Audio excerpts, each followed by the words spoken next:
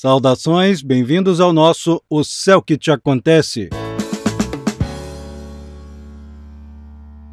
Eu sou Carlos Holanda e convido vocês para me acompanharem aqui nesse vídeo falando sobre a mudança do eixo dos nodos lunares, a cabeça e cauda do dragão, para o eixo Áries-Libra, saindo do eixo Touro-Escorpião para Áries-Libra. Essa mudança do eixo nodal ocorre no dia 17 de julho de 2023 e os nodos lunares permanecem nesse eixo até o dia 11 de janeiro de 2025. Você que sentiu dificuldade aí com o termo nodos lunares, cabeça e cauda do dragão, a Escola Carlos Holanda Astrologia tem um curso feito para você. Dá uma olhada lá em carlosholanda.com.br. Essa mudança do eixo nodal é de suma importância em termos simbólicos astrológicos, porque é justamente em torno do eixo dos nodos lunares, como popularmente conhecido cabeça e cauda do dragão, é que ocorrem os eclipses. E todo mundo que está acompanhando aqui o canal sabe bem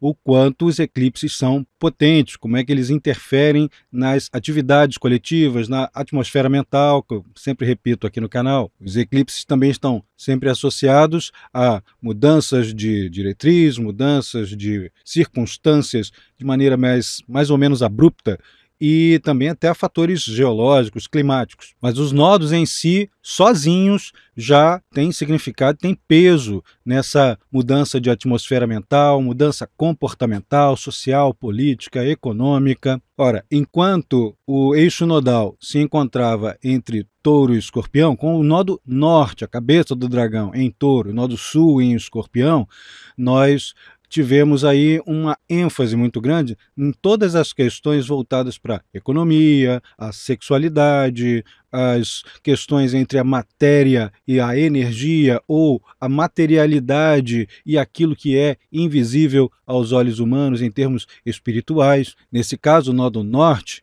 o florescimento, estava em Touro, e o nodo sul em Escorpião. Escorpião, que é um signo bastante beligerante, de uma maneira diferente do Áries, que também tende a ser beligerante, mas sim, bastante beligerante, reativo, com tendências mais defensivas, com características de revanche.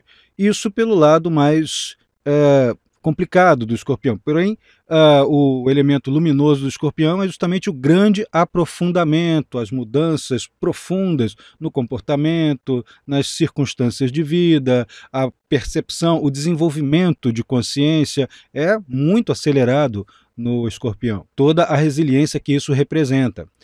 E tivemos, ao longo da passagem dos nodos em Escorpião, pelo menos no eixo Touro e Escorpião, saindo do nodo sul em Sagitário, passando para Escorpião, tivemos aquela transição do período da Covid-19, né, com muita mortalidade, todas essas questões sobre o que fazer para manter a vida, para dar sustentação, até as crises econômicas, políticas violentas e as crises ligadas à saúde e tudo aquilo que leva a questionarmos sobre as situações de morte e vida, ou em termos espirituais, morte e renascimento. Notaram também o quanto gerou polêmica uma série de questões voltadas para a sexualidade durante a passagem do nodo sul em Escorpião? O nodo sul é um fator de onde muitas coisas partem para brotarem, para florescerem, para se manifestarem em sua plenitude no nodo norte, que é a cabeça do dragão. Mas nenhum nem outro é positivo nem negativo.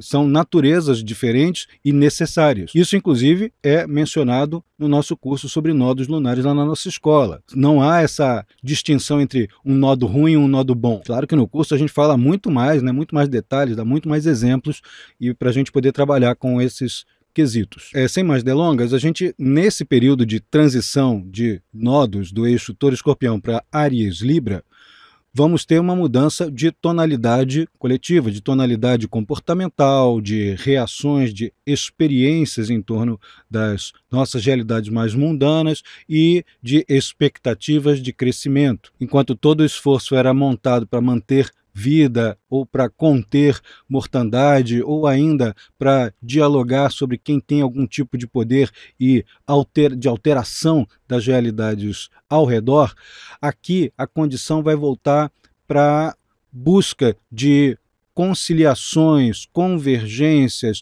atitudes em parceria ou de ajuntamento de terceiros em prol de algo pioneiro, audacioso, que está ali, que ganha liderança. Muita gente que tem esse perfil combinado entre o conciliador e o líder vai ganhando destaque ao longo desse período. Enquanto o eixo nodal se encontrava entre Touro e Escorpião, com o nodo norte, a cabeça do dragão, em Touro, o nodo sul em Escorpião, nós tivemos assim as repercussões que vieram do período da Covid. O período da Covid foi em Gêmeos Sagitário, né, com todo aquele alastramento da doença ou alastramento de ideias, de posturas dogmáticas que costumam estar contidos no simbolismo desse eixo. E aí em Touro e Escorpião temos um esforço monumental de recuperação econômica e temos guerras, temos ainda conflitos e situações de revanches e coisas muito parecidas, tanto em nível coletivo quanto individual. Em Áries Libra, ainda temos a tendência beligerante do Áries lá no Nodo Norte, mas ocorre que a parte de onde a coisa se origina, de onde as atitudes partem, vai sair de Libra ali com o Nodo Sul em Libra. E se Libra tem muitas qualidades, tem também problemas, como qualquer um dos 12 signos. E entre esses problemas passíveis de manifestação, temos aí a chamada síndrome de neutralidade. A gente pode pensar assim, por ser neutro em alguma situação é uma grande virtude. Pode ser, dependendo do caso, dependendo do contexto. Mas a neutralidade o tempo todo é o chamado em cima do muro, que a pessoa não toma decisões e que, por omissão, deixa de levar o bem, né, quando os bondosos, né, as pessoas que se dizem de bem, são omissas ou são coniventes, elas estão praticando o mal. Né? Seria assim, grosso modo, uma perspectiva a respeito. Porém, quando a síndrome de neutralidade ela ainda é pior, porque o indivíduo cede o tempo todo para depois culpar o outro por ter engolido suas atitudes, suas perspectivas, suas necessidades, sem ter ele mesmo tomado alguma decisão, tomado um partido, tomado uma direção. E é justamente o que o Nodo Norte lá em Áries pede, a tomada de diretrizes. Claro, Áries também tem problemas, como qualquer um dos 12 signos. Tem a agressividade, tem a tendência a ser impulsivo, a tomar atitudes assim individualistas demais. Porém, seria mais ou menos uma repercussão da mais positiva, tomar a direção, decidir, aprender a experimentar algo que pode ser incorreto para poder corrigir em seguida. Então, tomar a decisão mesmo com incertezas, mesmo sem tanto apoio, mesmo sem saber exatamente o que o futuro reserva, seria justamente um antídoto para essa síndrome de neutralidade, que é também a possibilidade de se levar para secundarização, né? A pessoa ficar o tempo todo secundária.